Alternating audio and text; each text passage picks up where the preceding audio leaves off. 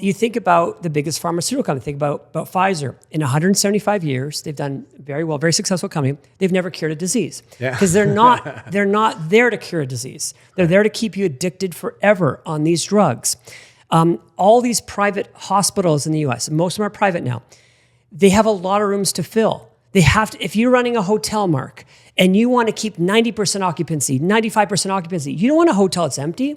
So you've got to understand the entire system is designed to get you unhealthy. Fill the hospitals. Keep filling you with drugs. This is what's happening. People need to wake up and understand this is what's going on.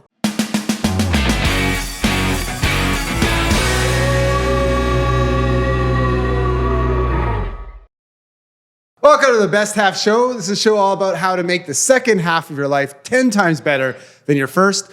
We do original first principles thinking, a lot of stuff that you won't see out there on the mainstream media, all about getting your health, wealth, and relationships 10 times better than before. And today we're going to focus on the health situation and in particular why you may want to ditch your doctor or at least take everything he or she says with a grain of salt.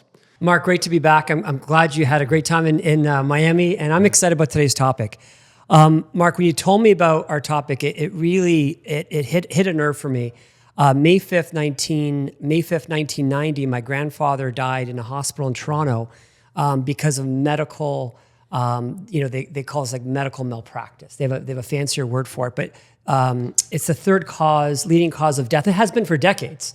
The hospitals are probably the most dangerous place you can go to.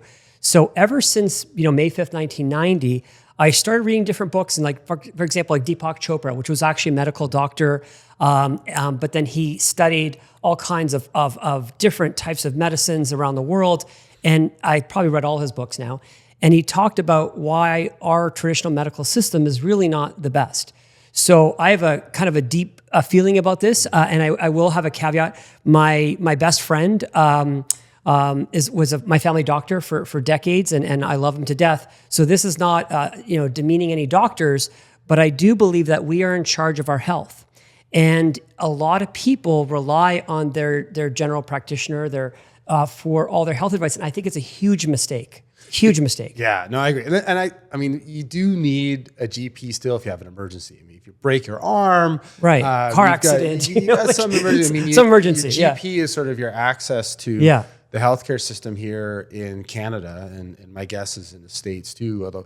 And here in Canada, it's very, very hard to find a doctor. I actually had to work because I did have a family doctor, and he retired, and I didn't replace him for a while. And then once I turned 50, I went looking for a doctor again. I felt like, well, I should probably get my tests done for prostate and colonoscopy and all that stuff. And I have a couple of friends that are like, let's say, a little more alternative thinking, and they're like, why? Like, why would you want a doctor? And I didn't really understand why they were asking me that until I actually did go to this GP. And I could really see some of the conflicts that were in place. So the experience that I had was that, and I've gotten to really good shape. And one of the things that happens when you get into good shape is often your cholesterol actually goes up. So my LDL cholesterol, which is considered the bad cholesterol, which is actually wrong. So there's a lot of studies out there, including ones that P.D. Mangan does point to, that LDL is actually correlated with good health, interestingly. But he just takes out his algorithm and says, well, you need to go on statin drugs. And I heard rumors over the years that, statins are actually pretty dangerous, especially if you have neurodegenerative disease in your family, which I do. And so I said, well, hey, doc, I have this neurodegenerative disease in my family. We don't have any heart disease in our family. And, I'm getting pretty lean here. And so, leanness often, when you're lean and in good shape, you're really not going to have a heart attack risk. And he actually did accept that, yeah, you're right. Like I know that if you have neurodegenerative disease, it's a risk, but you should do this anyway. And really what it is just big pharma is telling him that you need to go and do this, even though it's not correlated. And subsequently, I actually got another test and showed that the number one predictor of heart disease, which is the ratio of triglycerides to HDL, markers were really good. And it's almost like, he really wasn't listening. You know, his face is just basically in a computer, and he's not old either. He's actually a young doctor. Right. So you would think young doctor, and unlike most family doctors, he actually looks like he could probably do 10 push-ups. Right. And is not overweight. You know, Right. doctors are not necessarily in good shape. So, you know, that was really my introduction to the fact that these doctors today, especially for any sort of management of general health, Right. maybe just one voice you should listen to. But I think there's a lot of really smart people that are out there in social media, on YouTube, whatever, that are focusing on good prevention, that are focusing especially on diet, Yeah. you know, which goes way back to, you know, the father of medicine, Hippocrates, said, let food be your medicine. Right. And these days, a lot of our food supply is absolutely It's poison. toxic. Right. And so yeah, I mean, So a couple things, Mark. So there's actually some things where the doctor can work against you. So I recently had to go and renew my life insurance policies. And when you renew your life insurance policies, they get access to your medical records. And I take metformin for anti-aging purposes. Well, that's technically a diabetes drug. Even I don't have diabetes. They're asking me, like, why do you take it? Well, I'm working on anti-aging. So I've learned there's reasons that you might not actually want to have a doctor, just for some of the records that you might not want your insurance company to know. Wow. And that's, again, I'm super healthy and I'm, you know, like reversing my age, but it worked against me when I'm trying to renew my life insurance. But I think that with ChatGPT, for example, there's such incredible information you get. I take my blood tests and my urine tests now that I get from Life Labs. You can get them online. And I feed them to ChatGPT. I feed them into these LLMs, and I get incredible information, way more data than I get from my 7-minute doctor visit, because that's the average doctor visit in Canada, 7 minutes. So I find by getting my own lab results, putting it Chat and asking it very specific questions, I get much better data than I will with my doctor. So these are tools that we didn't have a couple years ago. Yeah, I couldn't believe my doctor visit. Yeah, it was probably about 8-9 minutes. His face is in the computer the whole time. It's like, have you got this injection? Have you got this injection? Whatnot. And I get it. Like, the system is not set up well. It's really not set up for preventative care. I mean, it's interesting. When I lived in Singapore for a bit, and they have a different system there, and it really does emphasize prevention more. So people get health savings accounts, and if they stay healthy, they actually get money.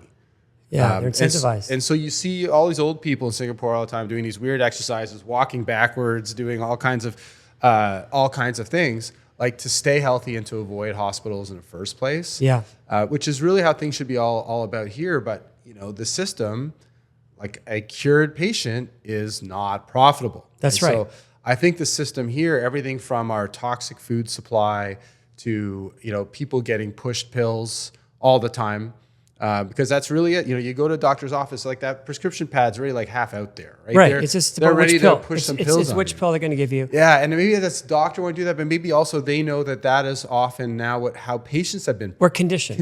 We've been People conditioned. go, you know, we're one of few countries in the world where you actually have drug advertisements that are on television, on billboards and whatnot. A lot of other countries, like, this is not allowed. That's right. So I think people are like, I want to get that drug. Oh, I'm a little bit heavy. Oh, I really need that Ozempic. I really need all that to get in shape. As opposed to, like, when was the last time, like, a doctor will prescribe a low carb diet? Right. You know? Or ask you really what you've been eating. You know, like That's true. or how much you're really sleeping. Like, they don't even ask those questions. And now there are some alternatives. When I lived in the U.S., I was going to the Mayo Clinic, which was great. And they were did way more tests. Yeah, it's a little more holistic. It's more holistic, so it was better. I've done MedChem here for years, and it's great.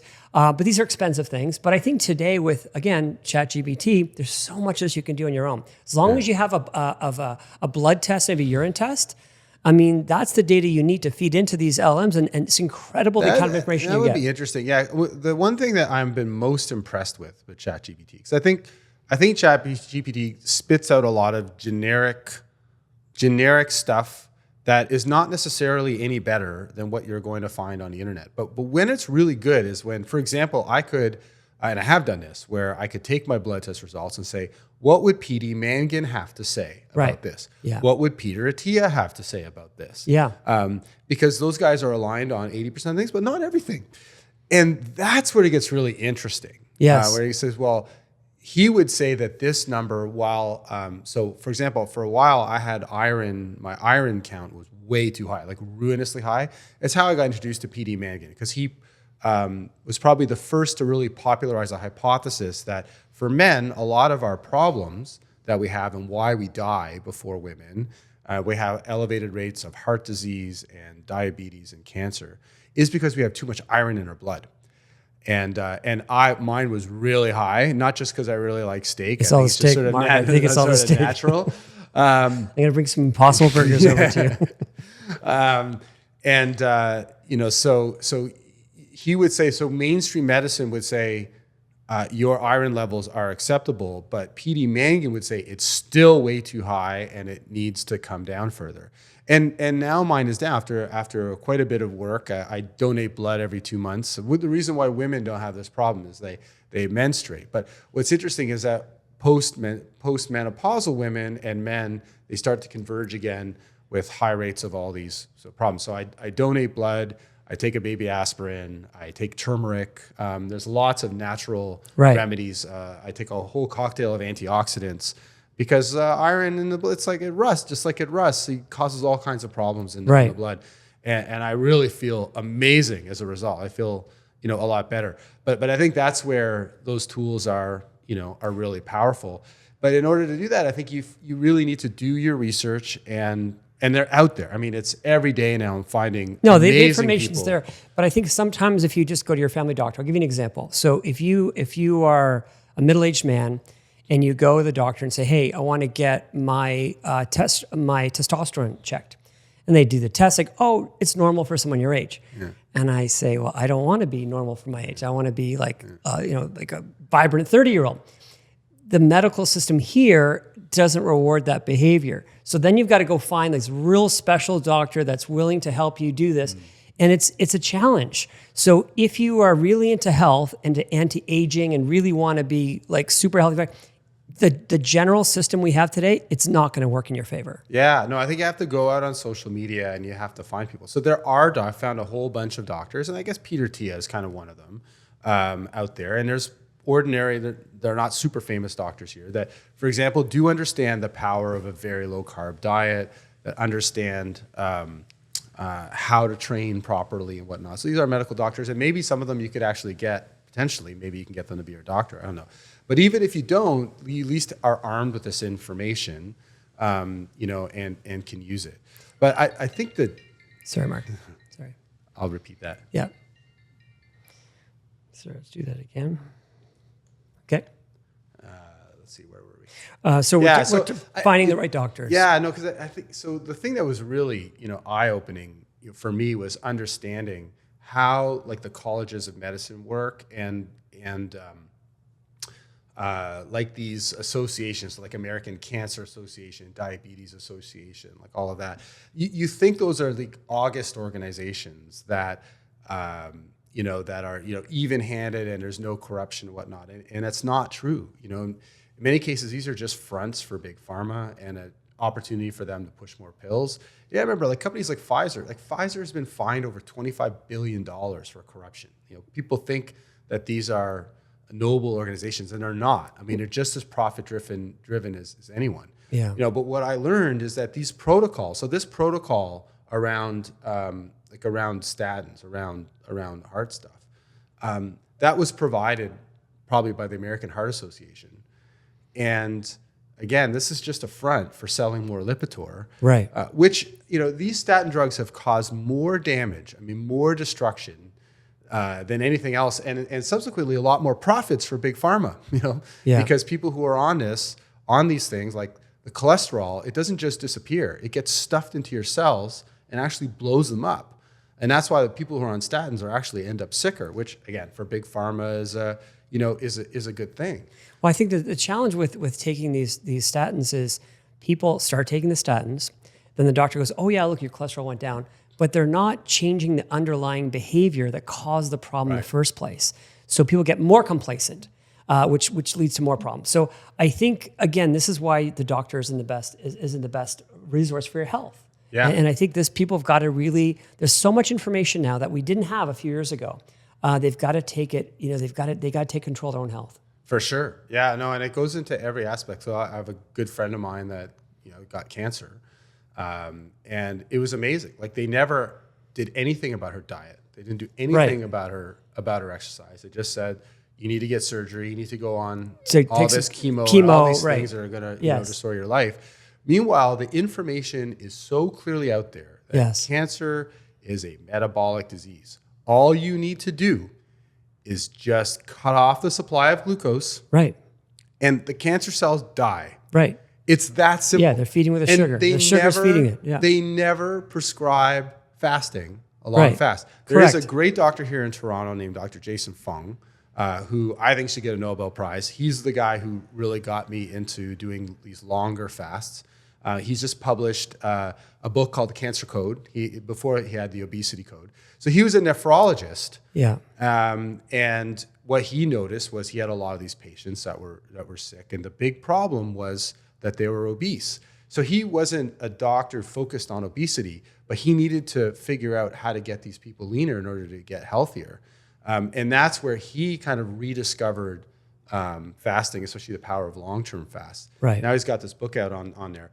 But you see very little of it in the mainstream media. You only see it on it's suppressed. Like X or Mark, there's people that have won Nobel Prizes on the same topic, but it's suppressed. And as we're learning now more about how Google suppresses information and suggestions, all this stuff is hidden from us. We've got to dig down, and you've got to find the right community that will help you through these things, because it's health. Without your health, Mark, you got nothing. Yeah. I mean, it's the most important thing. Yeah, no, it's true. So I mean, probably the most important thing really is around your diet, right? So, carbohydrates really are the enemy, especially here in North America. Like I think when you go elsewhere, when you go to Europe and you go to Asia, where you've got a lot less additives, where you don't have the kind of poisons like the glyphosate or the Roundup that is being used here. I think a lot of the problems we have here with our grains are because of that.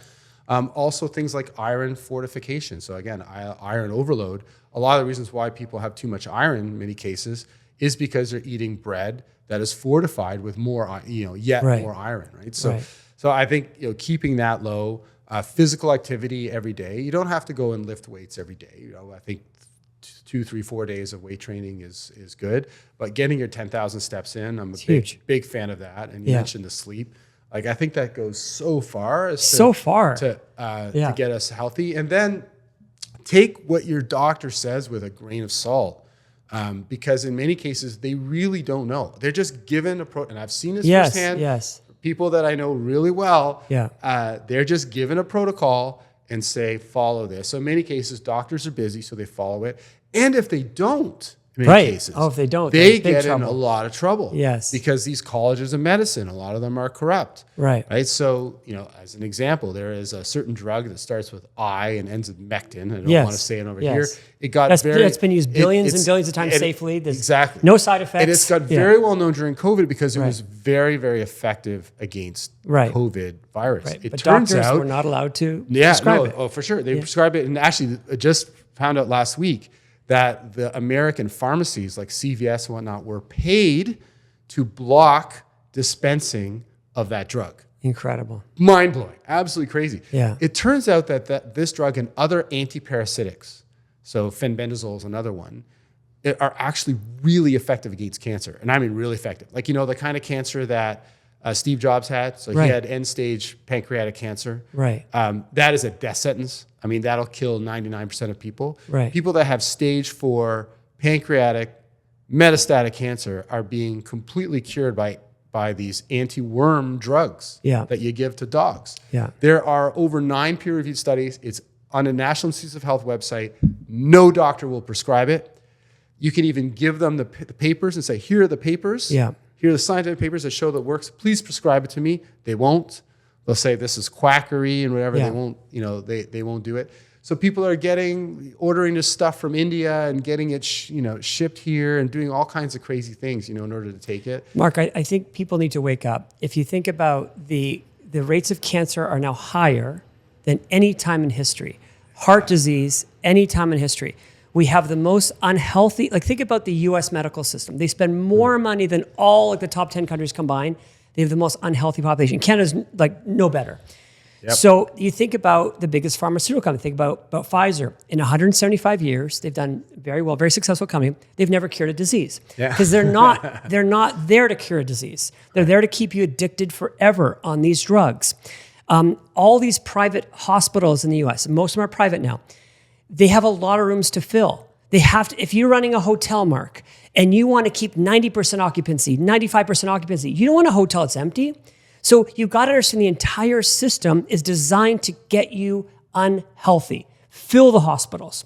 Keep filling you with drugs. This is what's happening. People need to wake up and understand this is what's going on. Well, if you like this episode, I would encourage you to hit the like button. Please make some comments. Like, we really want to meet some of you guys. Yeah, listen, we'd love you to subscribe. Leave us some comments. And we are planning some pretty fun parties coming up. So maybe we'll invite you. So yeah, please subscribe, give us a comment, and we look forward to meeting you in person as well. I think that's such a profound point. And I would say if I heard that spiel that you gave, and I'm a cynical guy, if I heard that 2 years ago, I would think you're a crockhead. Right. But you're exactly right. I mean, it's really, when you analyze the system, it's really clear that is the case. These systems are corrupt to the core. You have a few people that are making money at the expense of the health of millions of people.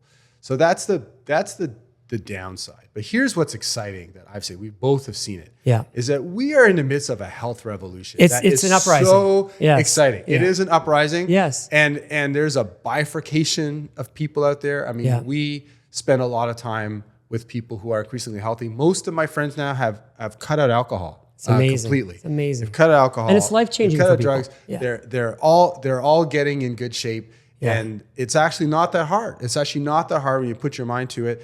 And it's really diverging, and you mentioned you had a group of friends that you were hanging out with over the weekend. Yeah. Everybody, overweight, addicted to sugar, yes, and other things like that. And so it's exciting. You've got Robert F. Kennedy Jr., you've got Bobby Kennedy Jr. that's shining a giant spotlight on this. Yeah. He's 70 years old. He looks fabulous. Unbelievable. He looks fabulous. And he's out there saying, but avoiding the seed oils, avoiding the sugar, right? How to train properly, shining a light on the corrupt system, and so more and more people are waking up to this. I hope our audience too are going to wake up. People are to waking this. up. Mark, when I see the guys I really admire, I look at Jeff Bezos. Look how he's transformed his body. I look at Zuckerberg. Look how he's transformed himself. I was watching Peter Thiel interview. The guy's ripped. Like, these are some of the smartest, most successful men of our time. And they're waking up to the health, and health is so important. So I think people, the cover of Toronto Life this month, the entire cover, it says, Torontonians are giving up their Coke-filled, booze-filled nights for sobriety, for cold plunges. I mean, there's a movement going on. People are waking up, and they don't want to get cancer. They don't want to get heart disease. People are waking up. So we're excited that people are tuning into the Best Half Show. I know that some of our channels are blowing up these days because we really believe, we're practicing what we preach. We believe in good health. And we do not think that your doctor should be your primary source of information. Yes, I think that's right. I think you probably need one for emergencies, but really take everything he or she says with a grain of salt. I think do your own research. Use your ChatGPT, find people out there. I think particularly on X, I mean, that's where I'm finding this. Probably really the only X and Rumble are really the only places right now where you can get truly unfiltered information. And it does take some research because, look, there's also people spouting bullshit. There's lots of quacks. But I think after a while I think that's what we've done, is that I think we've sort of pieced together what really is the truth. And in many cases, there are natural remedies for what pills a doctor might want to push on you. Right. And in many cases, you can solve the problem with more meditation, the sauna, the cold plunges, the exercise, ultra low carb diet, right? Long fasts, very basic things. Yeah. Less loneliness, more love in your life. Right. More barefoot. Barefoot right. walks outside. Grounding, yes. More sunlight, yes. I mean, the basic things. All these things honestly can do a world of good. And Yeah, in and many most of cases them are free. yeah, Most of these things are free. Most of them actually Yeah. are free. Yeah. Yeah, no, like my dad, who's I remember even my dad, who's a pharmacist. I remember I used to help him in the store when I was 12, 13 years old, and you'd have these patients that were on like 22 prescriptions. Wow. And even a supercomputer could not figure out all the drug interactions between them. And he said, the best way for this patient to be cured is we take 20 of these and make them go away. Right. So even back then, he understood, and he's part of, ironically, in the whole big pharma demand chain. Yeah. But even he saw that that there's really causing more problems than they're worth. So I want to end with one thing. A lot of us grew up with certain beliefs, and I'll just give you an example, Mark. I was taught you've got to eat 3 meals a day. Breakfast is the most important meal of the day. And this was ingrained in me. And until a couple of years ago, I'd be yelling at my kids, oh, guys, you have to have breakfast, most important meal. We were given a bunch of false narratives, and we believed them. And I think all of us have to challenge all those narratives and really go, what are the facts behind this? Because a lot of us are living our lives a certain way based on some improper information. And even worse, we're raising our kids that way. So when we talk about doctors, the greatest fear is when your kids go to the doctor and that doctor with a 7-minute visit goes, oh, you need an SSRI, puts them on these meds, which like most kids are taking now. This is horrific. Yeah. I've seen the worst side effects That's of this. another great example. Yeah, somewhere I saw a list of like these sort of a top 5 list of drugs that are prescribed a lot and are really bad for you. Yeah. And that don't do any good. So SSRIs are definitely on that list. Yeah. Statins are on the list. And one drug that I was taking until recently was on that list. And those are proton pump inhibitors. So these are anti-heartburn drugs like Nexium and whatnot. Yeah. Those are not prescription drugs, but it turns out that those are addictive and they're absolutely counterproductive. So they're supposed to reduce the stomach acid, so it makes you feel better, but then you just need it all over again. The best way, now I don't need it anymore, and you do it with diet and some other things like that. So, yeah. But Mark, these SSRIs are even worse. I'll tell you why. First of all, we're giving chemicals, we're giving these drugs to children. We have no long-term studies on this. The worst part is when the child tries to get off of it or forgets to take it, they become suicidal. Right. Or they shoot up a school. Right. Yeah. This is horrific. And for any parents that are listening to this, please do your homework on this. When you understand what you're giving your children and understand if they don't take those medications forever, if they try to get off them, literally they become suicidal. This is horrific. Well, one of my great accomplishments as a father is that my son Solomon was prescribed, and he was on some ADHD meds. Right. And again, not a lot of long-term research on this stuff, and I wanted him off of it, and eventually he got off it, and we used other methods for him to not need them. But yeah, I think most psych meds really should not be taken. It should be a last resort. You've got to get the sleep right and get the devices away from the kids and get exercise and get real nutrition. Like the last resort should be the meds. But what happens in our medical system, the first thing we do is we just give you pills. Yeah. It should be the last resort. Yeah, no, absolutely. So I think you're right. I think it's get the facts, but also really think about the motivations. And again, there's a lot of corruption in the system. Like this whole idea of you need 3 meals a day. Right. A lot of that was dreamed up by a marketer. Right. Okay. And a marketer probably for Kellogg's or something like that. Yeah. So interesting factoid about Kellogg's. So Yes. about which is grain cereal, right? Is that originally it was concocted as a way to reduce masturbation in men. It was actually Interesting. That is the truth. You can look it up. Yeah. And I mean, really, a cereal is emasculating. Right? So I at some point in another show, I really want to talk about why you're a vegetarian. But eating meat increases testosterone. It makes you more masculine. And so these grain-based cereals, which are pushed as a morning meal. And then you have to go and say, well, here's why you need a morning meal. You need a morning meal because it's the most important meal of the day. Right. Yeah. It's just all nonsense. There's a lot of marketing. There's a lot of garbage. Like same thing with how did orange juice get to be a staple that you had to have in the morning? Right. Like now we know orange juice is kind of poison. I mean, unless it's fresh squeezed and full of pulp and whatever, Right. in which case it is pretty wonderful. I Yeah. will every now and again indulge, but for the most part, especially like that Tropicana Yeah. that you get, I mean, is hardly really even juice. Right. You know, they use all these flavorings and colorings and Yeah. and all this stuff. Like it's so different from It's so different. fresh I was squeezed. in Europe with my son Reed, and he's 14, and we had like real orange juice, and he's like, Dad, I don't like this. Because he funny. didn't know what real orange juice tasted like. So no, this is so true.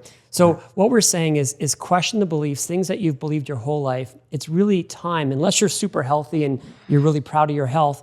Unless you're at that level, maybe question some of your beliefs. And again, we do not believe that the general doctor is the best source of health information. Yeah, agreed. Awesome. Good job. Thank you, Mark.